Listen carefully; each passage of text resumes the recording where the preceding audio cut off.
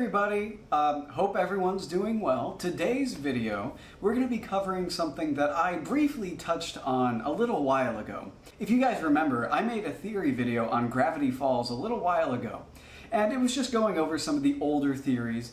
And recently, I was doing research trying to figure out what to do for my next series or next few videos, and I came across a lot of scrapped ideas and lost episodes that were originally meant for Gravity Falls. And I thought it was fascinating. I also found similar content for the Owl House. So this week, I'm going to be covering the lost episodes of Gravity Falls, and next week, I'm going to be going over the unreleased pilot of the Owl House, as well as some lost episodes and lost subplots. These are two shows that are very near and dear to my heart. I have such great memories of watching Gravity Falls, and then more recently watching the Owl House with my friends, just because I have a lot of friends who are into animation and want to be animators, and they recommended the show to me, and because a lot of the crew from Gravity Falls is involved with the Owl House, it was really great to see that same level of writing come over to a new show. So without further ado, here are the lost episodes of Gravity Falls.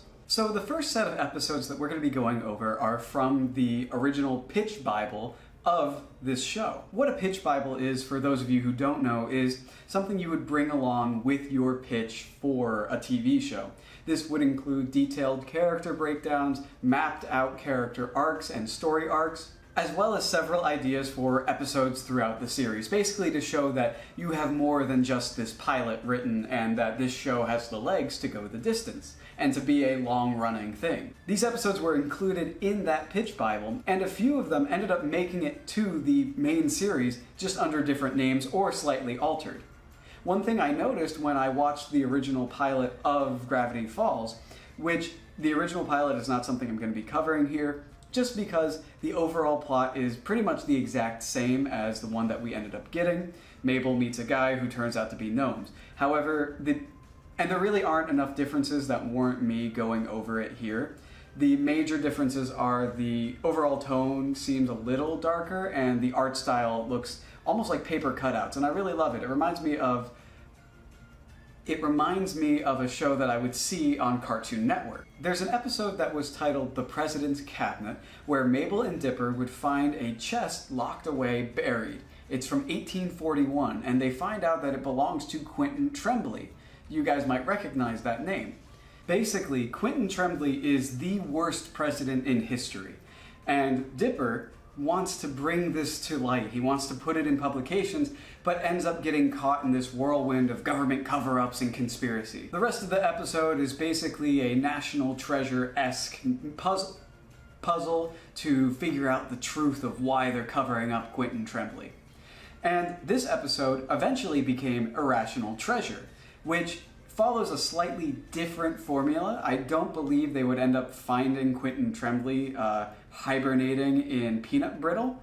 However, the overall idea of this sort of National Treasure-esque mystery occurring is pretty much exactly what we ended up getting. In an episode titled Secret Dungeon, Dipper would have found an arcade machine at a diner that was supposedly discontinued and pulled from shelves for whatever reason. Dipper would end up essentially becoming addicted to this game and obsessed with it, and he wouldn't be able to leave it alone. He'd constantly be playing it. Mabel, trying to help him out, attempts to track down Jeb, who is the person who has the highest score on this arcade cabinet, in order to help her brother. This idea, to me, sounds a lot like the real-life urban legend that is Polybius, an arcade machine that supposedly caused people to die and go crazy, and that was supposedly set up by the CIA and was eventually recalled. There's no evidence that this Polybius actually existed. In fact, many of the stories relating to deaths because of it were taken from real-life deaths that did occur in arcades, but with different games, such as Berserk. And with a lot of the references and callbacks that we see to real-life urban legends in Gravity Falls, it wouldn't surprise me if this is where Alex Hirsch got this idea from. This episode never really evolved into anything. There's really no reasoning why some of these episodes never came to fruition. It could have been creative differences with Disney. It appears that overall Gravity Falls was meant to have a much darker tone that Disney ultimately didn't like. This one's title is really fun. It's called Stupid Thursday, and that's TH instead of ST for stupid. In this episode, Mabel and Dipper would realize that they suck at communicating. They're completely disjointed. Even though they get along, they have a lot of trouble in that area. That's when they meet the Peaks twins, which is a reference to Twin Peaks.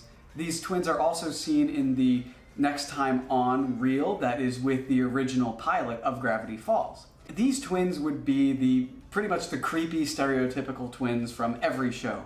They can communicate with each other perfectly. It's as if they can read each other's minds. They finish each other's sentences and laugh in unison. And Dipper and Mabel eventually ask them how they communicate so well. They explain to them that all twins have psychic powers. And Dipper and Mabel can unlock them too. But the problem rises once they do, they realize that it's not so great to be stuck in your sibling's head all the time. So first off, the title, Stupid Thursday, is clearly a reference to Freaky Friday, a movie in which a mother and daughter switch bodies for a day. The Peaks twins is clearly a reference to Twin Peaks. Honestly, I started the show recently, and it's insane to me how many things that I love, Night in the Woods, Gravity Falls, Life is Strange, were so heavily inspired by this show. I'm loving it so far. But all that to say, this is another episode that never really came to fruition, as well as the characters of the Peak twins also never appear in the actual show. There was an episode titled Periodic Mabel. In this, Mabel would discover a whole new element called Mabellum, or that's what she would name it at least. And she would eventually be up for a Nobel Peace Prize. And it would follow Dipper having to deal with being overshadowed by his sister, who he doesn't view to be nearly as smart as him. One of those things where he feels like he deserves to be the one doing this, not her. This episode really doesn't have much to it other than that. We don't know the B-plot or where it would really end up going, but the concept is very interesting, and certain elements of it would end up being reused throughout the series. In an episode titled Only the Clonely, Mabel would go to see a concert of her favorite boy band, Real Boys with a Z. Dipper would end up proving something he's thought all along. Her boy bands are all clones of each other. Mabel would have to then try and rescue these clones. Meanwhile, Dipper would try to prove to Wendy once and for all that Robbie's up to no good and that he's playing one of his albums backwards to try and brainwash her. This episode would end up being actually made fully and altered slightly to become Boys Crazy. Real Boys was an early title for the band, which would end up being called several times, which is very interesting. I love seeing how little developments like that come a long way and how the core idea is still there, but so much around it has changed. Something very fascinating about the steps of writing a show like this, how much has to change while keeping the core. Big Dipper is an episode I really would have loved to see. It basically starts like this. Dipper is discouraged. Dipper is tired of being a kid. He can't see over people's heads at the movie theater. Everyone just keeps telling him, I'll tell you when you're older. But then, and I'm reading this word for word from the description, a crazy gypsy woman with a magical puberty wand basically makes him turn 22 overnight. He learns that being an adult isn't exactly the best thing in the world. Dipper has to get Mabel's help in order to find this woman to turn him back to his proper age. This is heavily inspired by the movie Big, starring Tom Hanks, a movie that I really love. I remember watching it as a kid, and it's an absolute classic. And it's the inspirations like these that show me that Alex Hirsch has really good taste in shows outside of his own. Sweater Off Dead is an episode where Mabel would buy an old sweater from a thrift store and end up being possessed by its previous owner, a really creepy, cranky old lady. Mabel would become essentially a tyrant around the Mystery Shack, and Grunkle Stan would be powerless to stop her because her voice would remind him of his old ex-wife, Marilyn. It would be up to Dipper and Seuss in order to try and stop Mabel and get rid of this possession. While this episode never came to be, Mabel being possessed is something that would show up again in The Inconveniencing. And apparently, Alex Hirsch tried to revive this episode for the Lost Legends, however, it ended up not coming to fruition. There was an episode called Teed Off. In this episode, Little Gideon would use his psychic powers to declare himself the winner of a mini-golf tournament. Dipper would not be okay with this and essentially challenge him to a match. However, both of them would get trapped in this time loop at the golf course over and over and over, replaying the game, and eventually be forced to work together in order to escape. This is a very, very early and like distant cousin, I guess you could say, of the golf episode with Mabel and Pacifica. However, so many details are different. The only thing that's really the same is that there's some supernatural stuff happening at a mini golf course. Now we're going to get into some unproduced episodes, and the reason I'm differentiating them from the Pitch Bible episodes is because these are episodes that were thought up and written, or at least partially written, during the time that Gravity Falls was running at Disney, when it was actually picked up by them. On a podcast, Alex Hirsch talked about how originally there was an episode that was essentially a short parody of the 1986 film Labyrinth, starring David Bowie. In this, Dipper would be the one being kidnapped, Mabel would be reluctantly going after him, and there would be a Groblin that she has to work together with in order to get him back. The episode would have started with Mabel watching a movie very similar to Labyrinth for like the millionth time in a row. Dipper would complain and she would wish him away, starting this whole journey. The B-plot of this episode would have followed Dipper, and it would have explained why he hated the movie so much. It's because he's afraid of puppets. This was shot down because Disney executives thought that nobody would really get the reference, which sucks because for those who did, it would be very satisfying. And I think overall, the episode works on its own without the context of being a Labyrinth parody.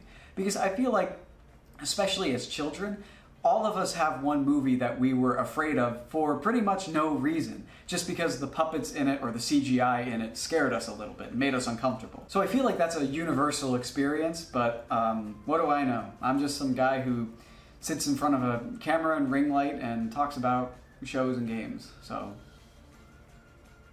In the end, a few Labyrinth references would end up coming through in the final version of the show, such as Seuss wearing a Goblin King outfit, as well as Candy also wore a Labyrinth-inspired outfit in Mabel's play during the sock opera episode. The idea of Dipper being afraid of puppets is hinted at in some early books. However, by the time of sock opera, I guess he got over his fear because it's never mentioned. The episode Double Dipper originally had a different plot. Essentially, what would happen is Dipper would summon a creature on purpose in order to mess with Grunkle Stan's party.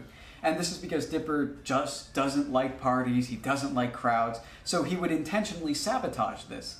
However, this episode was scrapped because it made Dipper way too unlikable, because he would be actively plotting against Grunkle Stan. However, the idea of Grunkle Stan throwing a party and it being sabotaged inadvertently by Dipper would end up being reused in Double Dipper.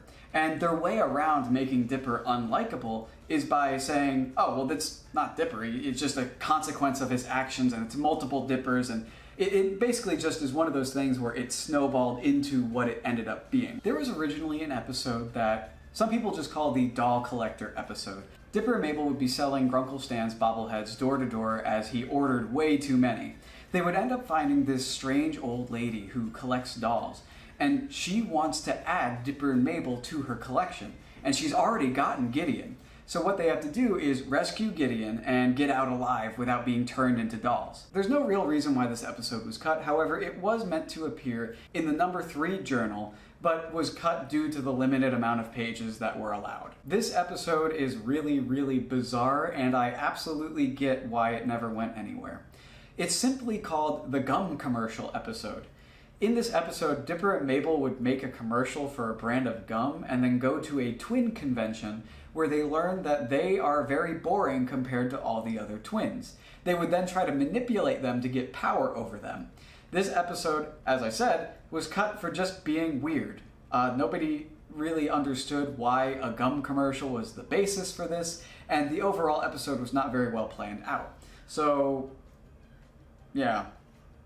There was an episode where Grunkle Stan would take the twins camping, and given his distaste for technology, he wouldn't let them have their phones or anything. They would end up being chased through the woods by a headless hunter who lives in a cabin out there.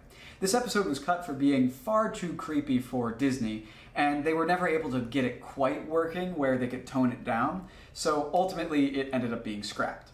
The next things we're going to talk about are some Wendy B plots that were cut. Wendy is a character who a lot of her very interesting content was left on the cutting room floor, which is frankly sad. This is the most well-known Wendy-related story that was ultimately cut. Wendy would have some trouble at home with her father and end up taking her frustration out by stealing something from the Mystery Shack. Grunkle Stan would catch her, and instead of getting her in trouble, he would teach her how to be a better thief, essentially helping her become a master pickpocket. And eventually, this would lead to Wendy wanting to pull a heist on the Gravity Falls Museum and steal a diamond. She would end up being caught. Grunkle Stan would end up taking the fall for her, so she didn't have to, basically talk to her dad about this whole thing because of how strained their relationship is. Stan would then go on to give her a lesson about how she should use her powers for good and not live a life like him, and that would be the end of it. However, the reason this was cut is because they couldn't find an A plot to go with it. This would have been in the background of one episode, because overall it only lasted about 9 minutes. There was an episode centered around Wendy's home life, which, in all variations of alternate Wendy plots, it seems to always come back to the fact that she does not have a good relationship with her dad, or a good home life in general, which is really sad and something that would be tough to tackle in a show like Gravity Falls. However, I feel like it absolutely could be done. In this episode, Wendy would learn that she has weather-controlling powers, and this episode got very, very close to being produced. However, in the end, for whatever reason, it was replaced with the episode The Last Mabelcorn, which sucks. Not specifically that episode, but the fact that this very interesting idea with Wendy was cut for that. The final episode that we really know of related to Wendy that was cut, revolving, once again, around her home life. In this, to basically get away from home, she would go on a road trip with Soos and the twins. And this would lead to them being trapped in a creepy diner and having to escape. But once again, this episode was scrapped for unknown reasons. It really sucks how much Wendy content we lost because she's a character who had a lot more potential, especially using her to explore issues like family life and home life, and knowing that in the Book of Bill they specifically address that Mabel and Dipper themselves don't have a great home life.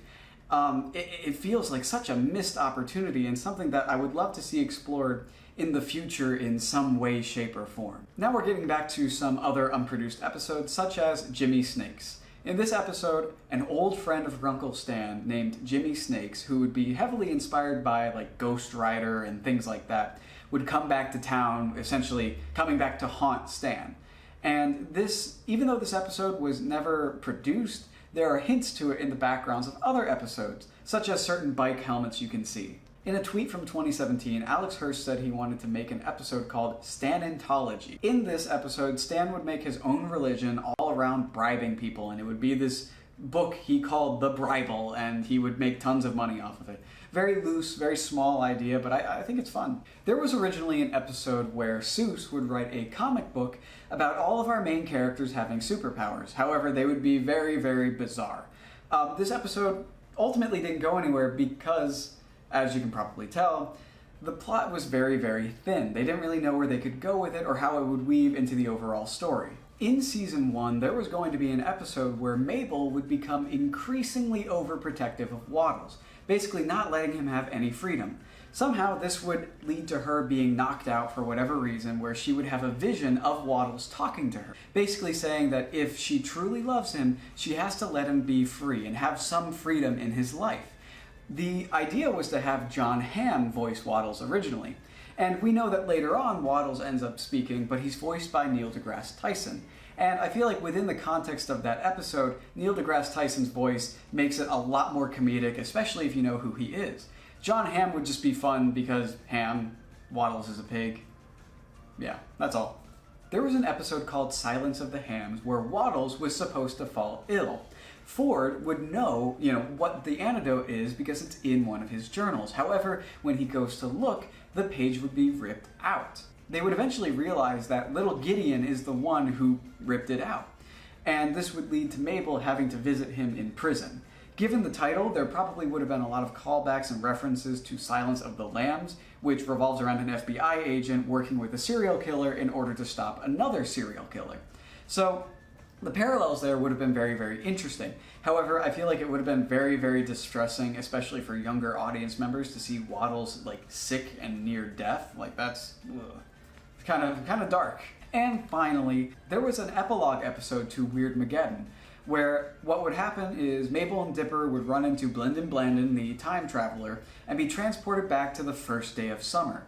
There they would see how, when they first got here, they didn't want to be here, and how they had grown over the course of the summer, and how their relationships have changed. However, this was cut. I'm not sure why, but I think it's because it's a little too on the nose. I feel like we don't really need to literally go back and see them and be like, wow, look at how much we changed. But it's still a fun idea nonetheless, and it might work if there is an eventual season 3 to go back in time. However, we really don't know if that's ever going to happen. Well, thank you guys so much for watching this video. Next week is going to be the Owl House Lost episode. I hope you guys are looking forward to that one. And from then on out, I'm still taking suggestions. I have a few ideas. I'm very excited for October because I have lots of scary things lined up for them. So thank you guys so much for watching. I hope you have a great evening, morning, or, whatever.